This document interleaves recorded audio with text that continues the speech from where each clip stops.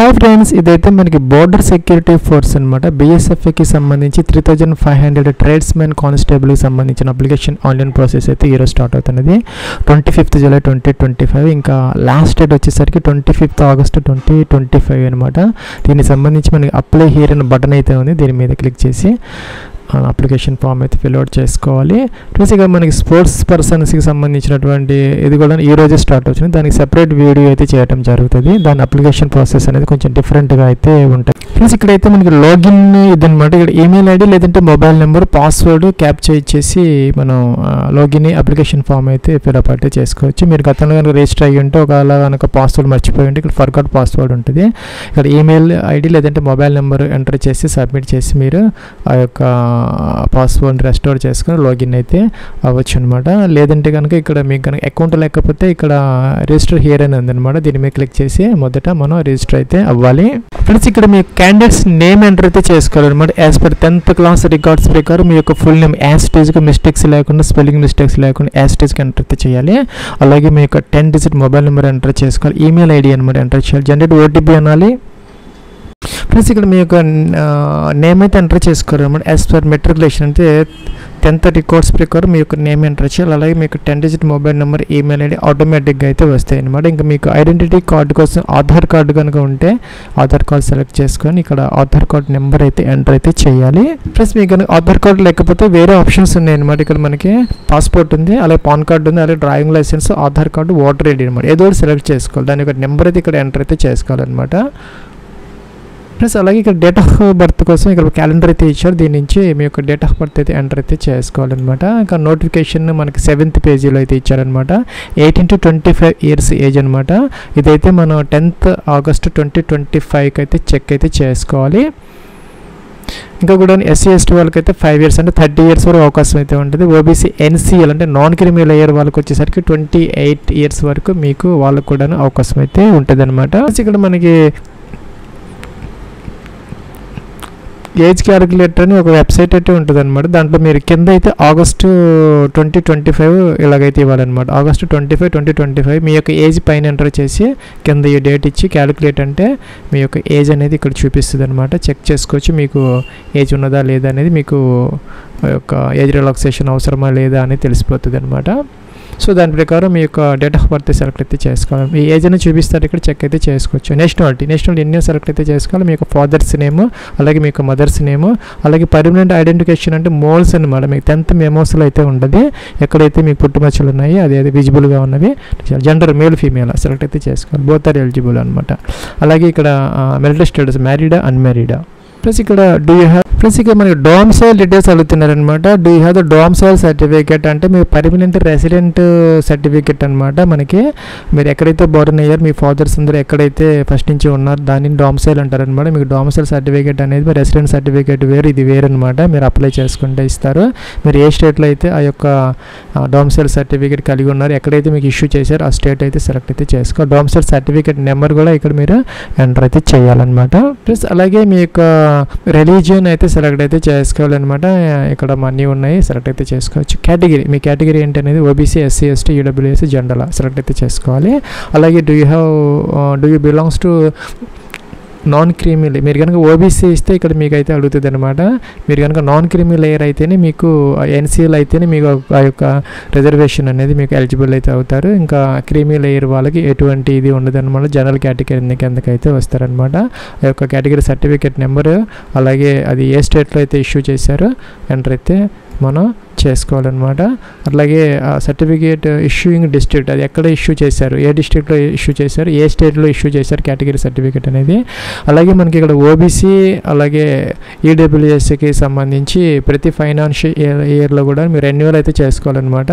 Suppose మనం 24-25కి సంబంధించి 25 April 1 తర్వాత అయితే మీకు రెన్యువల్ సర్టిఫికేట్ అయితే ఇవ్వడం జరుగుతుంది. కొత్తది అయితే ఇష్యూ చేస్తారనమాట. దాని నెంబర్ అయితే మారిపోతూ ఉంటుంది ప్రతి సంవత్సరం.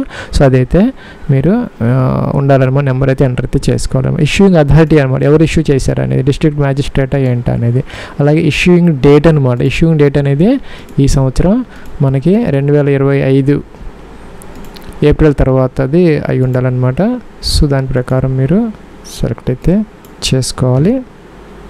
ప్లస్ ఈ విధంగా సెలెక్ట్ అయితే చేసుకోవాలన్నమాట. ఇంకా మోడ్ ఆఫ్ రిక్రూట్మెంట్ అనమాట. మోడ్ ఆఫ్ రిక్రూట్మెంట్ అంటే మనకి ఇక్కడ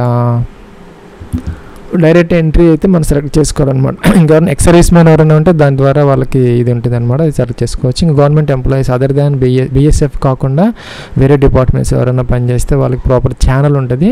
ఇంకా అలాగే బిఎస్ఎఫ్ డిపార్ట్మెంటల్ వాళ్ళైతే కనుక ఆల్రెడీ దీంట్లో వర్క్ చేస్తున్న వాళ్ళైతే సెలెక్ట్ చేసుకోవాలి. బయట వాళ్ళంతా డైరెక్ట్ అనమాట ఫస్ట్ ఆప్షన్ అయితే తీసుకోవచ్చు అనమాట. ఇంకా సబ్ కేటగిరీ రిజర్వేషన్ అనమాట.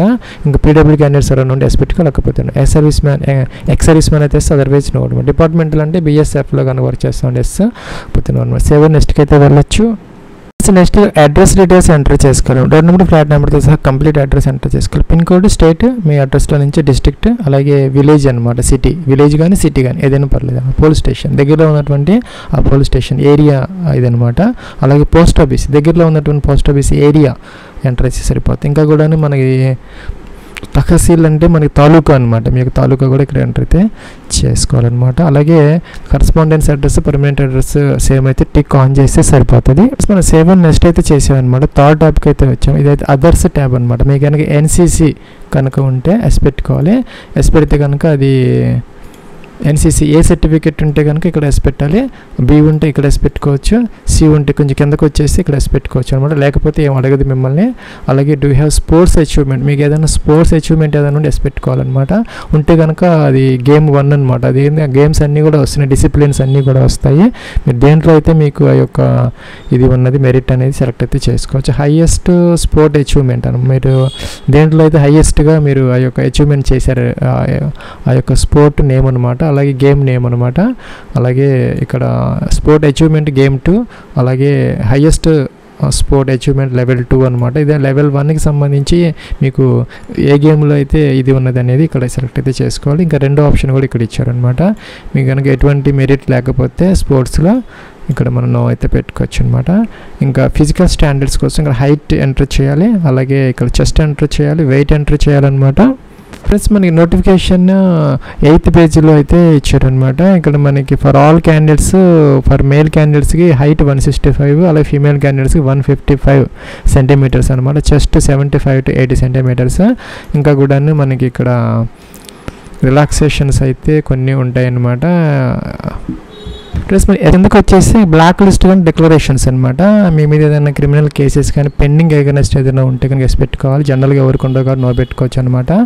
ఇంకా కూడాను కమ్యూనల్ గుజరాత్ రైట్స్కి సంబంధించిన వాళ్ళు మాత్రం ఎస్ పెట్టుకోవాలి. మిగతా వాళ్ళు ఎవరు కూడాను ఎస్ పెట్టకూడదు అనమాట. అన్ని నోనే పెట్టుకోవాలి ఇక్కడ జాగ్రత్తగా.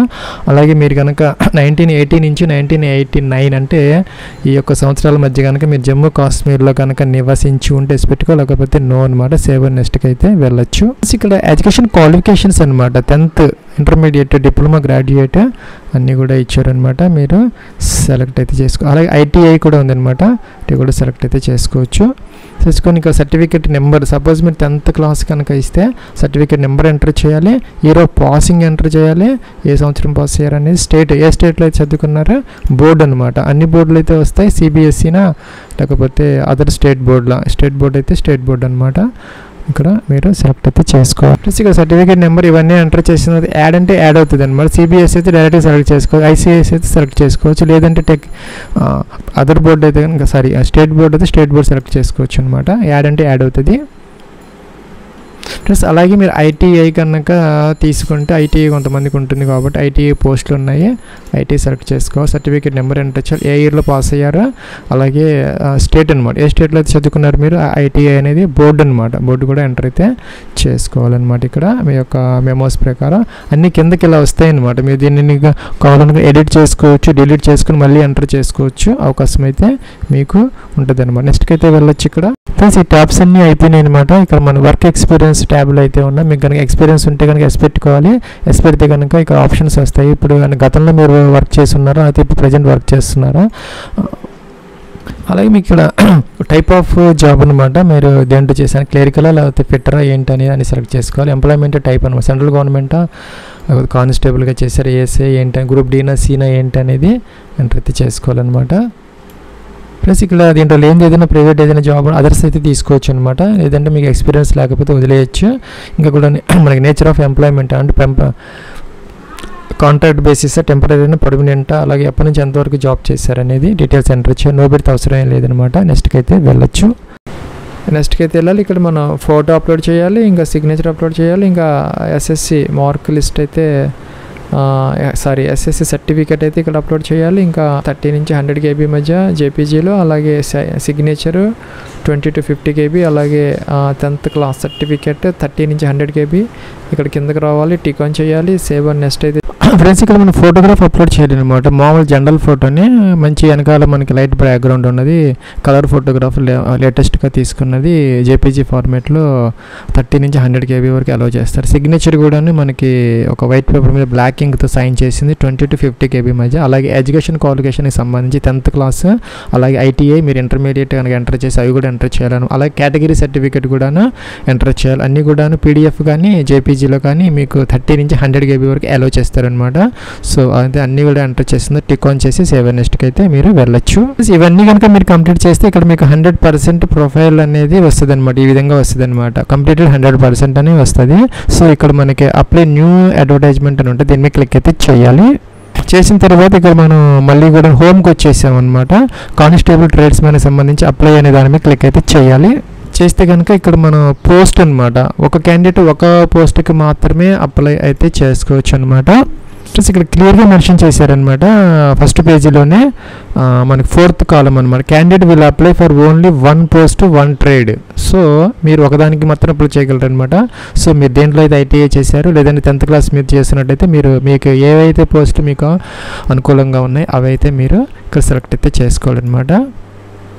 ఫ్రెండ్స్ మీరు చూసినట్టయితే కనుక ఎడ్యుకేషన్ క్వాలిఫికేషన్కి సంబంధించి మన కార్పెంటర్కి, plumber, painter, electrician, pump operator, అలాగే అప్హోస్టర్ వీటన్నిటికి కూడా 10th క్లాస్తో పాటు మీకు ఐటీఐ 2 years లేదంటే 1 year ఇండస్ట్రియల్ ట్రైనింగ్ ఏదైతే ఉందో వొకేషనల్ కానీ, లేదంటే 2 years ఐటీఐ కానీ తప్పనిసరిగా కావాలన్నమాట. ఐటీఐ అనేది కంపల్సరీ కావాలి 10thతో పాటు. ఇంకా కూడా కొన్ని ట్రేడ్స్ ఉన్నాయి, కాబ్లర్ అనమాట, అంటే బూట్ మేకర్ అంటారు కదా, అలాగే టైలర్, అలాగే వాషర్ మ్యాన్, బార్బర్ అనమాట, అలాగే స్వీపర్, అలాగే కోజీ అనమాట. వీటన్నిటికీ కూడా 10th క్లాస్తో పాటుగా ఆ యొక్క ట్రేడ్లో కొంచెం నాలెడ్జ్ ఉంటే మీకు సరిపోతుంది. ఐటీఐ అయితే ఇక్కడ అడగడం లేదనమాట. Must be proficient in the respective trade, must qualify trade test. మీకు రిటర్న్ టెస్ట్ తర్వాత ఒక ట్రేడ్ టెస్ట్ కండక్ట్ చేస్తారనమాట. దాంట్లో అయితే మీ యొక్క స్కిల్స్ని వాళ్ళు చూస్తారనమాట స్కిల్ టెస్ట్లో. ఐటీఐ అయితే అవసరం లేదు. పైది అయితే వచ్చేసరికి ఐటమ్ 1కి మీకు ఐటీఐ కావాలి, రెండో దానికి అయితే 10th పాస్ అయితే సరిపోతుంది. కాకపోతే ఆ ట్రేడ్లో మీకు కొంత నాలెడ్జ్ కావాలన్నమాట. ఇంకా 3rd ఆప్షన్ వచ్చేసరికి కానిస్టేబుల్, కుక్, వాటర్ క్యారియర్, అలాగే వెయిటర్, ఇవన్నీ కూడా మనకి కుక్కి సంబంధించినటువంటి ట్రేడ్స్ అనమాట. ఈ 3 కూడా 10thతో పాటు మీకు NSQF అంటే నేషనల్ స్కిల్స్ క్వాలిఫికేషన్స్ ఫ్రేమ్వర్క్ అని లెవెల్ 1 కోర్స్ ఉంటుంది అనమాట. Skill development, national skill development corporation వాళ్ళు ఇస్తారనమాట. లేదంటే నేషనల్ స్కిల్ డెవలప్మెంట్ కార్పొరేషన్ వాళ్ళు మీకు దీనిని ఇష్యూ చేస్తారనమాట. మీ దగ్గర అది ఉంటే కనుక వీటికి అప్లై అయితే చేసుకోవచ్చు. కుక్కు అని సంబంధించినటువంటి వాటర్ క్యారియర్ కానీ, వెయిటర్ కానీ, దాని ప్రకారం మీరు ఒకదానికి మాత్రమే మీరు అప్లై అయితే చేసుకోగలిగిన అవకాశం అయితే మీకు ఉంటుందన్నమాట. సపోజ్ దేనికి అనేది మీరు సెలెక్ట్ అయితే చేసుకోవచ్చు. సేవ్ నెక్స్ట్కి అయితే వెళ్ళొచ్చు అనమాట. నెక్స్ట్ కింద కొన్ని కాలమ్స్ వచ్చాయన్నమాట. మనం సెలెక్ట్ చేసుకున్న దాన్ని బట్టి matriculation recruit from 10th class pass అయ్యామని చెప్పి ఎస్ పెట్టాలన్నమాట. ఆ యొక్క ట్రేడ్లో మీకు కొంత నాలెడ్జ్ ఉందని కూడా ఎస్ అయితే పెట్టుకోవాలి. అలాగే మస్ట్ క్వాలిఫై ట్రేడ్ టెస్ట్, మీరు ఏదైతే ట్రేడ్ సెలెక్ట్ చేసుకున్నారో ఆ స్కిల్ టెస్ట్ ఉంటుంది, దాంట్లో మీరు పాస్ అవ్వడానికి కూడా మీ యొక్క డిక్లరేషన్ అడుగుతున్నారని ఎస్ అయితే పెట్టాలన్నమాట. ఇక్కడ మనకి ఫిజికల్ కేటగిరీకి సంబంధించి కొన్ని ఆప్షన్స్ అయితే వస్తున్నాయి అనమాట. జనరల్, అలాగే candidates belong to the ST candidate. ఇందాక చెప్పినట్టుగా జనరల్ కేటగిరీకి కొన్ని హైట్, వెయిట్ అని చెప్పాను ఇందాక. అలాగే ఎస్టీ వాళ్ళు కొంచెం రిలాక్సేషన్స్ అయితే ఉన్నాయన్నమాట దాని ప్రకారం. అలాగే ఏదైనా కొన్ని హిల్ ఏరియాస్ వాళ్ళకి సంబంధించి కూడా కొంత రిలాక్సేషన్ అయితే ఉంటుంది. మీ జనరల్ క్యాండిడేట్స్ అయితే కనుక ఆ జనరల్ క్యాండిడేట్ సెలెక్ట్ అయితే చేసుకోవాలి. మనం ఆల్రెడీ హైట్ ఇవన్నీ ఇచ్చాం, ఆటోమేటిక్గా అయితే వస్తాయి అనమాట. ఇందాక చెప్పినట్టుగా ఇక్కడ మనకి మేల్ క్యాండిడేట్స్కి 165 అనమాట ఫర్ ఆల్ క్యాండిడేట్స్, అలాగే ఫీమేల్కి 155. మరి కనుక జనరల్ సెలెక్ట్ చేసుకుంటే అవైతే అప్లికబుల్ అవుతాయి. ఇంకా ఎస్టీ వాళ్ళకైతే కనుక కొంచెం రిలాక్సేషన్స్ ఉంటాయి ఫర్ షెడ్యూల్ ట్రైబ్స్ అనమాట. ఇక్కడ మనకి షెడ్యూల్ ట్రై అంటే ఎస్టీ క్యాండిడేట్స్ ఎవరైతే ఉన్నారో వాళ్ళకి మాత్రం 160 centimeters, 75 to 80 centimeters అనేది ఇది చెస్ట్ అనమాట. Female candidates 148. ఇంకా కూడాను ఇతర ఆ యొక్క రిలాక్సేషన్స్ అనేది అప్లికబుల్ అయితే అవుతాయి అనమాట. అయితే మన జనరల్ క్యాండిడేట్స్కి సంబంధించి 165, ఎస్టీ క్యాండిడేట్స్కి అయితే కనుక 160 centimeters సరిపోతుంది. అలా ఫీమేల్స్కి అయితే 155, 148 అనమాట. ఇందాక మనం ఆల్రెడీ ఎంటర్ చేసేసాము, ఆటోమేటిక్గా వస్తాయి అనమాట. ఇక్కడ డొమిసైల్ సర్టిఫికేట్ అప్లోడ్ చేసిన తర్వాత సేవ్ నెక్స్ట్కి అయితే వెళ్ళొచ్చు. ఫ్రెండ్స్ ఇదైతే మన ప్రివ్యూ అనమాట, అన్నీ చెక్ చేసుకోవచ్చు మీరు. ప్రతి కాలంకి కూడాను ఇక్కడ మనకి ఎడిట్ అనే ఆప్షన్ ఉంటుంది పైన ప్రతి బటన్కి. అవి ఏదైనా ఎడిట్ కావాలంటే చేసుకోవచ్చు అనమాట. తర్వాత అయితే మీకు ఎడిట్ ఆప్షన్ అయితే ఉండదు, ఇక్కడైతే ఉంటుంది ఏ ట్యాబ్కి ఆ ట్యాబ్ అనమాట. అన్ని చెక్ చేసుకొని ఎడిట్ కావాలంటే చేసుకోవచ్చు చక్కగా. తర్వాత అయితే ప్రాబ్లం ఇవాళ డేట్ వస్తుంది అనమాట, మీరు ఎక్కడి నుంచి అప్లై చేస్తారు. సెంటర్ ఫర్ ప్రిఫరెన్స్ అనమాట. ఇక్కడ మనకి అగర్తలా, బెంగళూరు, బిలా, ఛత్తీస్గఢ్, ఢిల్లీ, అలాగే frontier head quarters, BSF, Shillong, ఇలాగ అన్నీ కూడా మనకి వస్తున్నాయి అనమాట. ఇక్కడ నోటిఫికేషన్లో చూసుకుంటే మనకి స్టేట్ వైజ్ దగ్గరగా ఉన్నది అన్నీ ఇచ్చారనమాట వీళ్ళు, మనం చూసుకోవచ్చు. ఆంధ్రప్రదేశ్, తెలంగాణకి సంబంధించి మన frontier head quarters, special operations, BSF, Chhattisgarh అనేది మనకి ఇచ్చారనమాట. సో మీరు ఒకటైతే దగ్గరగా ఉన్నది సెలెక్ట్ అయితే మీరు చేసుకోవచ్చు అనమాట, ఏదైనా ఒకటి. అలాగే ఇక్కడ ఫీజు వచ్చేసరికి జనరల్ క్యాండిడేట్స్, మేల్ క్యాండిడేట్స్కి ఒక 100 రూపీస్ ప్లస్ ట్యాక్సెస్ కలుపుని 159 రూపీస్ వచ్చింది. ఎస్సీ, ఎస్టీ అలాగే ఫీమేల్ క్యాండిడేట్స్కి ఫీజు అయితే లేదనమాట. సో ఇక్కడ మనం టిక్ ఆన్ చేయాలి, పే అనాలి, ఫస్ట్ అగ్రీ అనాలి. ఇక్కడ మనకి బోర్డర్ సెక్యూరిటీ ఫోర్స్కి సంబంధించి cards, net banking, wallets, UP ఇలాగ వచ్చాయి అనమాట. ఏదో ఒకటి సెలెక్ట్ చేసుకుని మీరు ఫీజు అయితే పే అయితే చేసుకోవచ్చు.